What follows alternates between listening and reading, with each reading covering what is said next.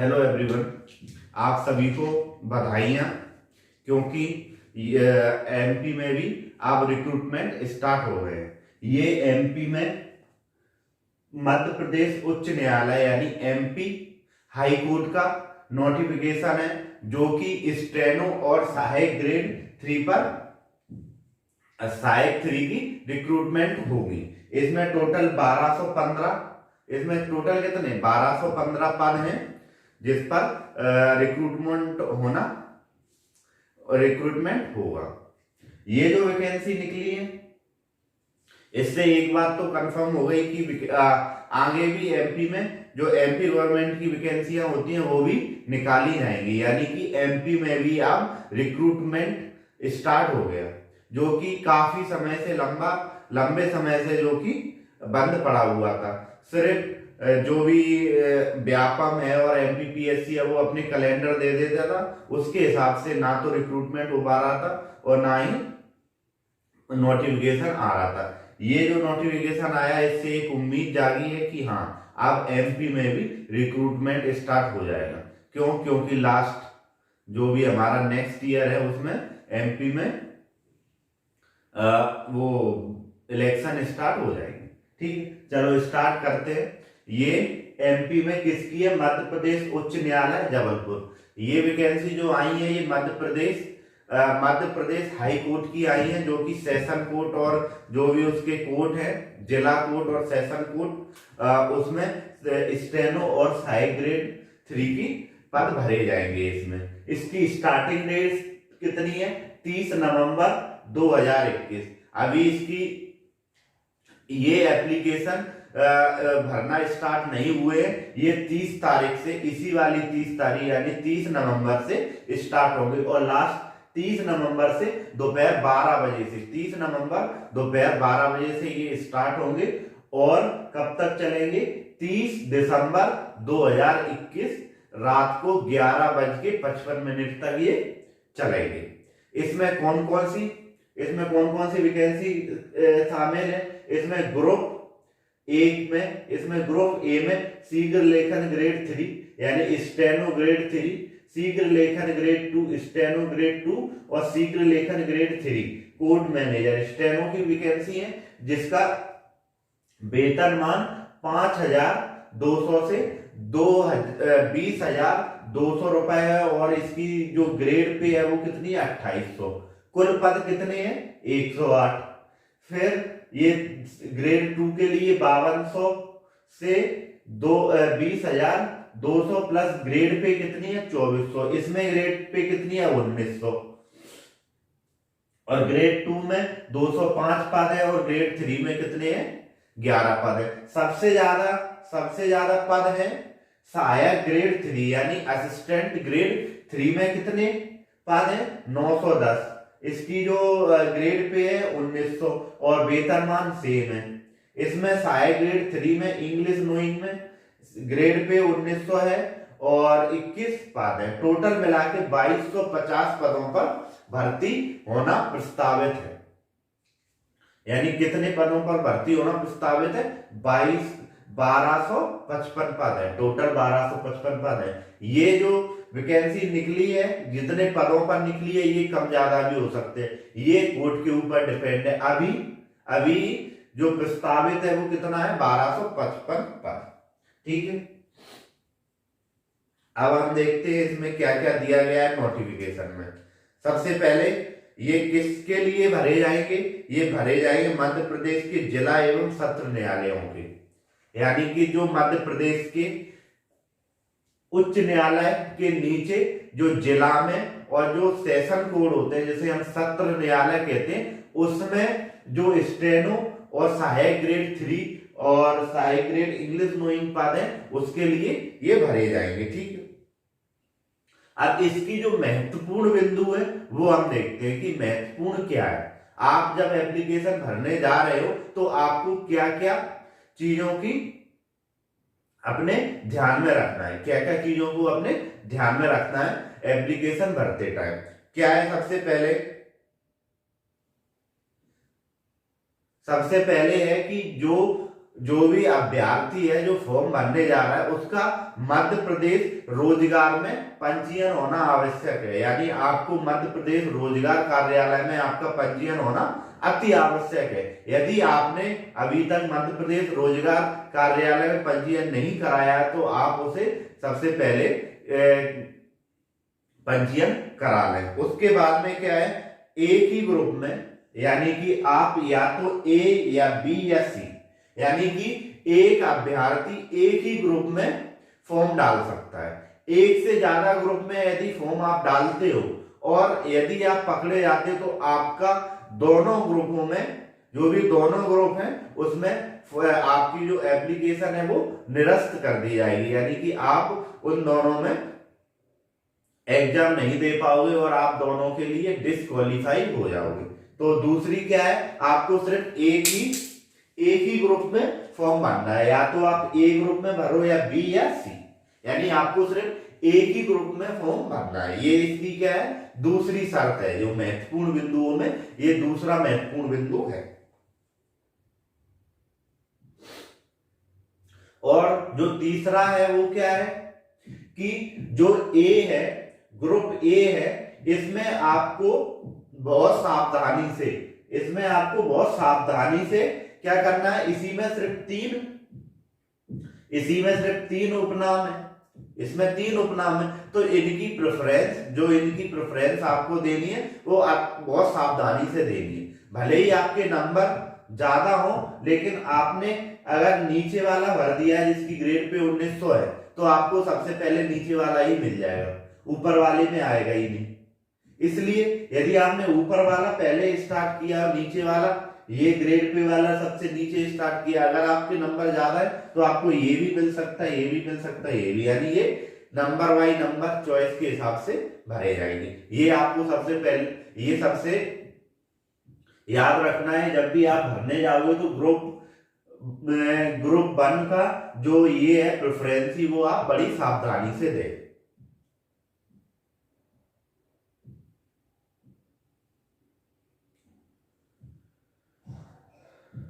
ठीक है। और चौथी क्या है, जो भी आपको जानकारी चाहिए वो आपको कहां पे, जो मध्य प्रदेश उच्च न्यायालय की जो वेबसाइट है उस पे जानकारी मिलेगी। इसकी कब डेट है, इसकी स्टार्टिंग डेट, एप्लीकेशन की स्टार्टिंग डेट और लास्ट डेट तो है, लेकिन इसकी एग्जाम डेट अभी नहीं आई है। इसकी एग्जाम डेट अभी नहीं दी गई है नोटिफिकेशन में। इसके लिए आपको मध्य प्रदेश उच्च न्यायालय की जो वेबसाइट है उस पे कंटिन्यू देखना पड़ेगा कि इसकी कब इसकी एग्जाम डेट है, या इसमें कुछ भी यदि संशोधन होता है, कोई भी संशोधन होता है एप्लीकेशन में या नोटिफिकेशन में, वो आपको कहां पे देखनी है, मध्य प्रदेश उच्च न्यायालय की वेबसाइट पर, ना कि यूट्यूब चैनल या दूसरी वेबसाइट पर। ठीक है।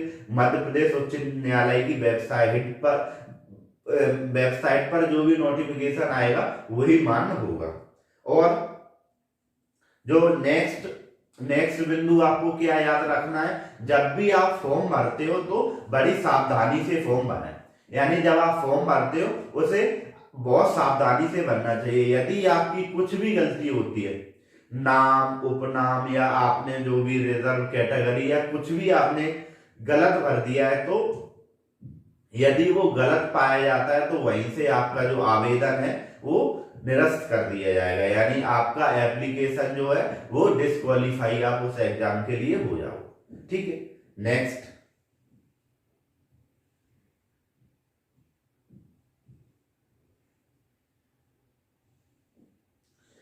अब पदों की, यानी इन जो पद है,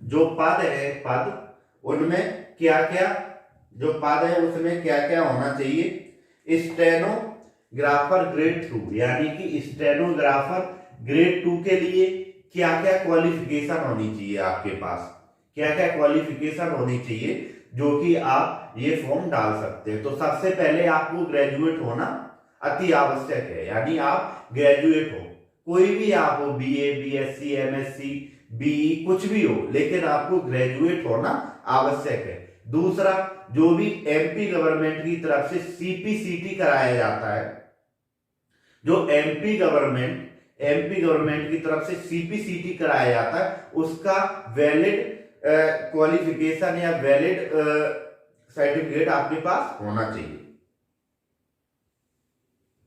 ठीक है। तीसरा क्या है, आपको Hindi shorthand exam pass with, आपका Hindi shorthand exam 100 word per minute के हिसाब से पास होना चाहिए।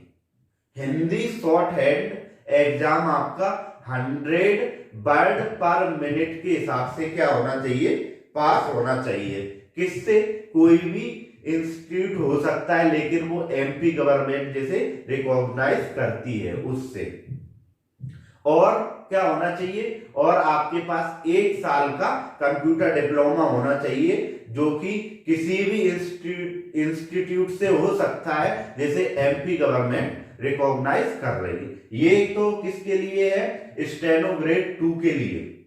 अब स्टेनो ग्रेड 3 और स्टेनो ग्रेड 3 कोर्ट मैनेजर के लिए क्या क्या आपकी क्वालिफिकेशन होनी चाहिए। इसके लिए वही, सबसे पहले आपके पास ग्रेजुएशन होनी चाहिए, सीपीसीटी होना चाहिए, और तीसरा इसमें सिर्फ एक ही है, इसमें जो हिंदी शॉर्ट हैंड टाइपिंग है, हिंदी शॉर्ट हैंड एग्जाम पास, यानी जो हिंदी शॉर्ट हैंड का एग्जाम है वो 80 वर्ड पर मिनट के हिसाब से पास होना चाहिए।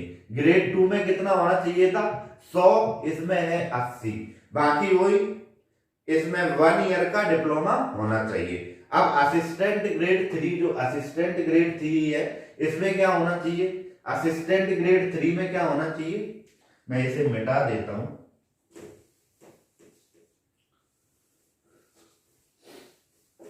उसके बाद में असिस्टेंट ग्रेड 3 में क्या होना चाहिए कि इसमें एक तो ग्रेजुएशन सबके लिए कंपलसरी है। ये जो भी वैकेंसी निकली हुई है ये ग्रेजुएशन बेस्ड है, यानी इसमें 12th पास 10th पास कोई नहीं होगा, सब ग्रेजुएट होंगे।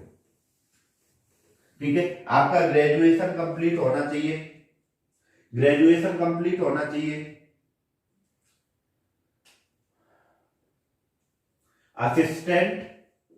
असिस्टेंट ग्रेड 3 में क्या क्या होना चाहिए, एक तो ग्रेजुएशन होना चाहिए, क्या होना चाहिए, graduation, number first. Number second CPCT होना चाहिए, सीपीसीटी। नंबर थर्ड क्या होना चाहिए, 1 ईयर का डिप्लोमा होना चाहिए, यानी कि 1 ईयर का आपके पास डिप्लोमा होना चाहिए। कोई भी इंस्टीट्यूट से हो सकता है, जैसे एमपी गवर्नमेंट रिकॉग्नाइज करती है। ये हुआ। अब क्या है, assistant grade 3 English knowing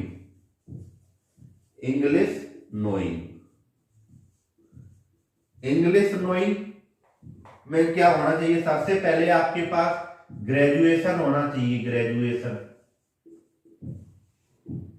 number second आपके पास सीपीसीटी होना चाहिए, सीपीसीटी होना चाहिए। नंबर थर्ड आपके पास क्या होना चाहिए, इंग्लिश शॉर्ट हैंड होना चाहिए, इंग्लिश शॉर्ट हैंड होना चाहिए, विथ किससे, 80 वर्ड पर मिनट से आपका होना चाहिए, और फोर्थ 1 ईयर डिप्लोमा होना चाहिए, 1 ईयर डिप्लोमा होना चाहिए कंप्यूटर में। क्या होना चाहिए, 1 ईयर का डिप्लोमा किसमें होना चाहिए, कंप्यूटर में होना चाहिए। ये असिस्टेंट ग्रेड 3 के लिए है जो क्वालिफिकेशन चाहिए, और ये असिस्टेंट ग्रेड 3 इंग्लिश नोइंग के लिए है। बाकी दोनों के लिए मैंने बता दी थी। ठीक है। अब कंप्यूटर डिप्लोमा जो 1 साल का मांग रहा है, इसमें आपके पास यदि आपके पास बी में कंप्यूटर साइंस या आईटी रहा हो, या एमसीए बीसीए हो आपके पास, या एमएससी आपके पास आईटी सीएस से हो, बीएससी आईटी सीएस से हो, एमटेक एमई इत्यादि हो, तो आपको ये डिप्लोमा की जरूरत नहीं होगी। और क्या होना चाहिए?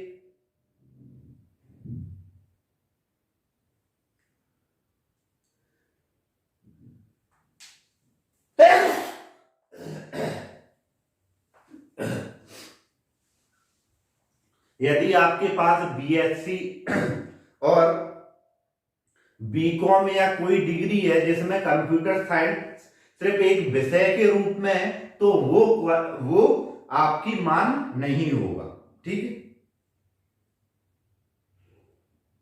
और आरक्षण संबंधी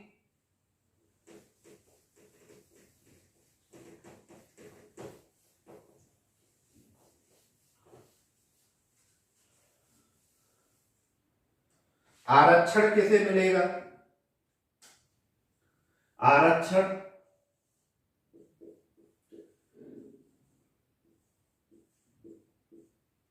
जो आरक्षण है वो सिर्फ और सिर्फ मध्य प्रदेश के मूल निवासियों को मिलेगा, मूल निवासियों को मिलेगा, निवासी को।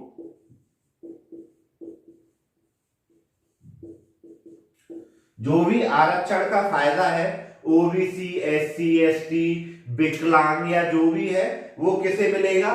सिर्फ और सिर्फ किसे मिलेगा? मध्य प्रदेश के मूल निवासी, यानी उसके पास मध्य प्रदेश का मूल निवासी का सर्टिफिकेट होना चाहिए, उसी को मिलेगा। अदर स्टेट वालों को अनरिजर्व कैटेगरी जो होती है, अनारक्षित कैटेगरी, उससे एग्जाम या उससे क्वालिफाई करना होगा, ठीक है। ये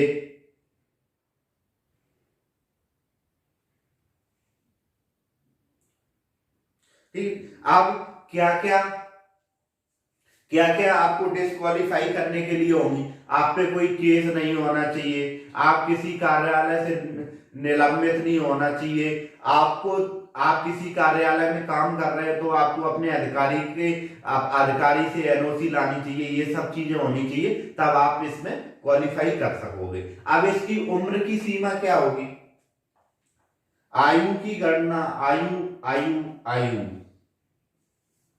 आयु की गणना क्या होनी चाहिए? आयु क्या होनी चाहिए? जो पुरुष है, पुरुष आवेदक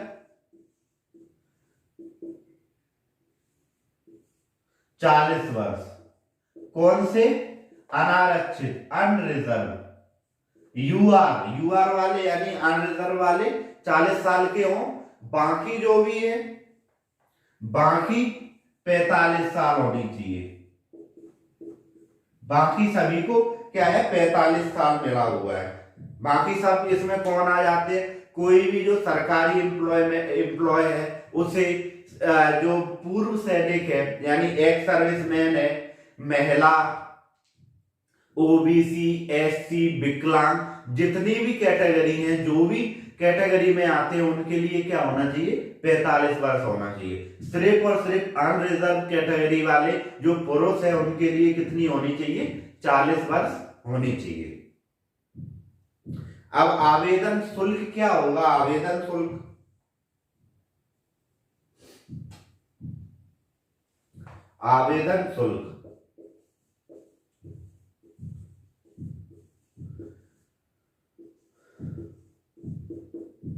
आवेदन शुल्क है वो परीक्षा शुल्क 200 रुपए है, प्लस 577 रुपए पोर्टल चार्ज है, कुल मिला के 777 रुपए 2 पैसे। ये किसके लिए है? ये किसके लिए है? यूआर प्लस अदर स्टेट वालों के लिए।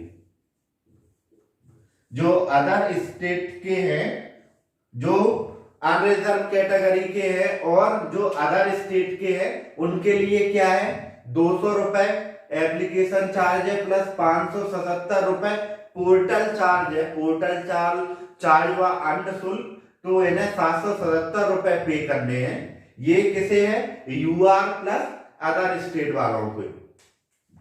और जो कैटेगरी वाले हैं उन्हें एप्लीकेशन शुल्क शून्य है, 577 रुपए पे करने हैं, तो उन्हें टोटल 577 देने हैं। ये कैटेगरी वालों के लिए, कैटेगरी। ये किसे? जो भी कैटेगरी वाले हैं, जो 45 वर्ष जिनकी उम्र सीमा है, उसके लिए ये है 577 रुपए उसे देने, उसे जो एप्लीकेशन शुल्क है वो नहीं देना है। ठीक है, चलो नेक्स्ट क्या है? ऑनलाइन आवेदन भरा कैसे जाएगा? एप्लीकेशन कैसे भरा जाएगा वो मैं बताता हूं। सबसे पहले आपको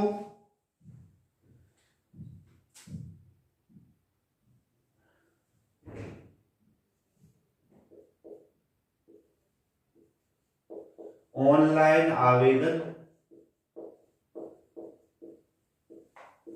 भरना कैसे भरा जाएगा? सबसे पहले आपको www.mp-highcourt.gov.in पर जाना होगा। इसके बाद में आपको कहां जाना होगा?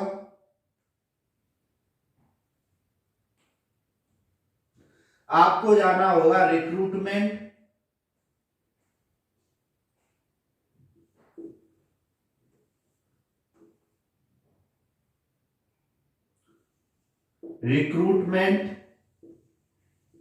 और रिजल्ट पर।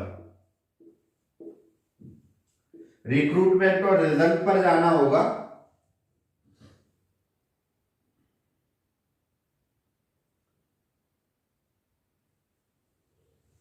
इसके बाद में आपको क्या करना होगा?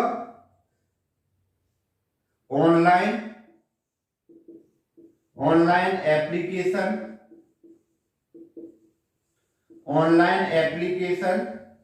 और एडमिट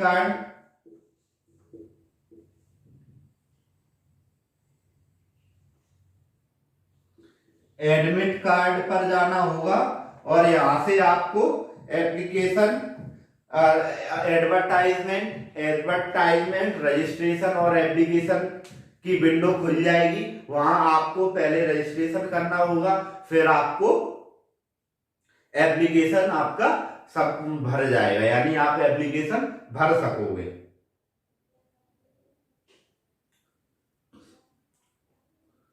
अब आते हैं भर्ती की योजना क्या है। भर्ती की योजना मतलब कि भर्ती कैसे होगी। भर्ती होने के लिए आपको क्या क्या करना होगा, जो भर्ती की योजना है उस पे आते हैं।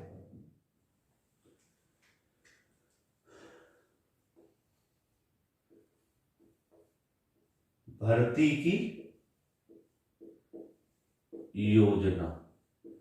की योजना क्या होगी?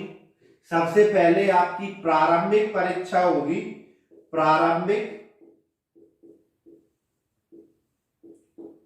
प्रारंभिक परीक्षा होगी जो कि ऑनलाइन होगी। प्रारंभिक परीक्षा कैसी होगी? ऑनलाइन। और दूसरी क्या होगी? आपकी मुख्य परीक्षा। ठीक है, अब हम प्रारंभिक परीक्षा में क्या होगा? प्रारंभिक परीक्षा सबसे पहले जो भर्ती की योजना होगी वो 2 चरणों में होगी। सबसे पहले प्रारंभिक परीक्षा होगी जो कि ऑनलाइन होगी, और दूसरी होगी मुख्य परीक्षा। प्रारंभिक परीक्षा में क्या क्या होगा? प्रारंभिक परीक्षा कराने का क्या मीनिंग है? प्रारंभिक परीक्षा कराने का सिर्फ और सिर्फ एक ही मकसद है कि जो भी एप्लीकेशन ज्यादा आए हुए हैं, या जो शॉर्ट करने का या सीमित करने की, एप्लीकेशन आवेदन की संख्या सीमित करने के लिए हम प्रारंभिक परीक्षा कराई जाएगी। यानी प्रारंभिक परीक्षा का सिर्फ और सिर्फ एक ही उद्देश्य है, इसमें एप्लीकेंट को सॉर्ट करना, और इसमें जो भी आपको अंक मिलेंगे वो मुख्य परीक्षा में ऐड नहीं होंगे। यानी कि ये सिर्फ क्वालिफिकेशन राउंड है। जो भी प्रारंभिक परीक्षा है ये क्या है, सिर्फ क्वालिफिकेशन, यानी इसमें सिर्फ आप क्वालिफाई कर जाओ बस,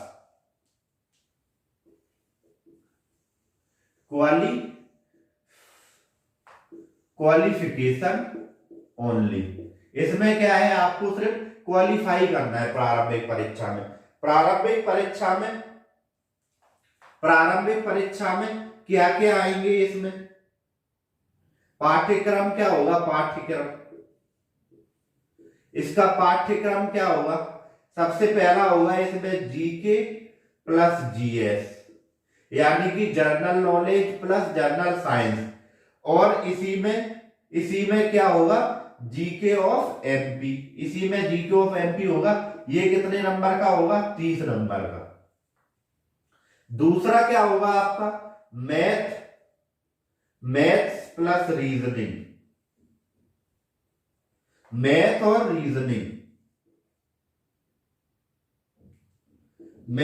रीजनिंग होगा। ये कितने नंबर का होगा, 20 नंबर का होगा। फिर होगा ये फिर क्या होगा, जर्नल हिंदी, जो कि कितने नंबर की होगी, 10 नंबर की। फिर होगा इंग्लिश नॉलेज, क्या होगा, इंग्लिश नॉलेज, ये कितने नंबर की होगी, ये होगी 20 नंबर की।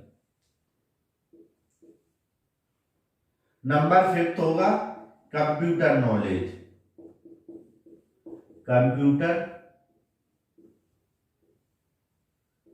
ये कितना होगा, 20 नंबर का। टोटल कितना होगा, टोटल होगा 100 नंबर का। यानी कि जो प्रारंभिक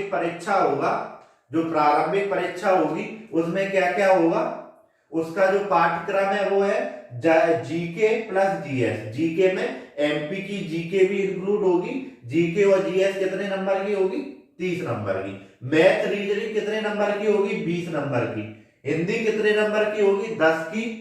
इंग्लिश नॉलेज 20 की और कंप्यूटर नॉलेज 20 की। ऐसे मिलाकर टोटल 100 नंबर का ये एग्जाम होगा। ये एग्जाम कैसा होगा, ऑनलाइन होगा और क्वालिफिकेशन ओनली होगा, यानी इसमें सिर्फ आपको क्वालिफाई करना है। इसकी ड्यूरेशन क्या होगी, ड्यूरेशन क्या होगी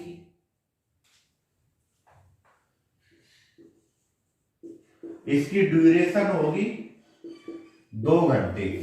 यानी कि ये एग्जाम आपको करने के लिए कितने घंटे दिए जाएंगे, 2 घंटे दिए जाएंगे। ऑनलाइन परीक्षा का परिणाम, इसका परिणाम आपको एमपी उच्च न्यायालय की वेबसाइट पर मिलेगा, और उससे पहले आपको इसमें जो भी ये क्वेश्चन आएंगे, इसमें से जो भी क्वेश्चन आएंगे उनका आपको एक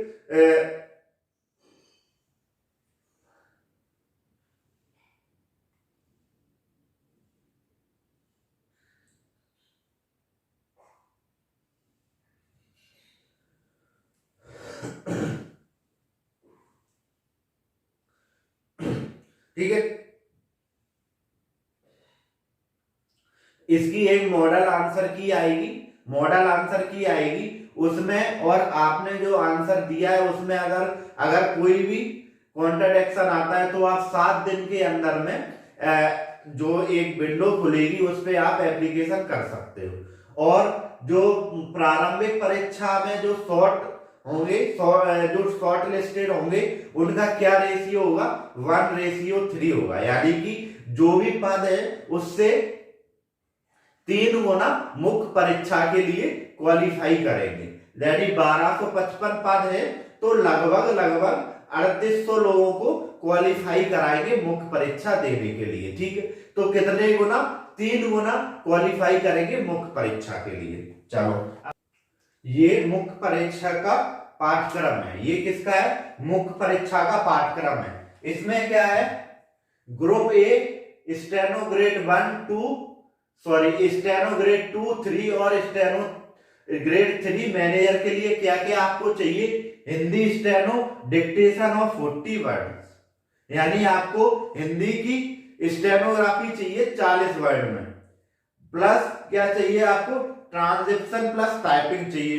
इसके आपको 100 नंबर मिलेंगे।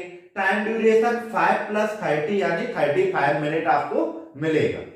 आपको 5 मिनट मिलेंगे हिंदी स्टेनोग्राफी के लिए, और ट्रांजेक्शन और टाइपिंग के लिए कितने? 30 मिनट। और असिस्टेंट ग्रेड 2 में आपको क्या होगा? हिंदी टाइपिंग 350 वर्ड और डायरेक्ट डिक्टेशन आपको 400 वर्ड। इसके लिए हिंदी टाइपिंग के लिए आपको 30 नंबर मिलेंगे और डायरेक्ट डिक्टेशन के लिए आपको 70 नंबर मिलेंगे, यानी आपको 100 नंबर मिलेंगे। और इसमें आपको 10 + 10 यानी 20 मिनट का टाइम दिया जाएगा। असिस्टेंट ग्रेड 2 इंग्लिश नोइंग के लिए आपको इंग्लिश डिक्टेशन टाइपिंग चाहिए 400 वर्ड प्लस ट्रांजेक्शन टाइपिंग, ये दोनों मिला के 100 नंबर। 5 + 30 = 35 मिनट, यानी ये आपको चाहिए। और इसी के बेसिस पे आपका जो भी रिजल्ट है वो बनेगा। यानी प्रारंभिक परीक्षा जो होगी प्री होगा, वो सिर्फ क्वालिफिकेशन टाइप का होगा, क्वालिफिकेशन राउंड होगा। इसमें आपको जो भी नंबर मिलेंगे इसी के बेसिस पे जो मेरिट बनेगी। तो चलो ये हमारा यहाँ पे खत्म होता है। तो सारे लोग इसमें जुट जाओ जो भी वैकेंसी आई है, और जो लोग भी क्वालिफाई इसमें कर रहे हैं। मेरे ख्याल से असिस्टेंट ग्रेड 2 में कई सारे लोग क्वालिफाई कर रहे हैं, क्योंकि उनके पास सीपीसीटी है और डिप्लोमा है। लॉकडाउन में 2 काम कर लिए हैं लोगों ने, मैंने नहीं कर पाया।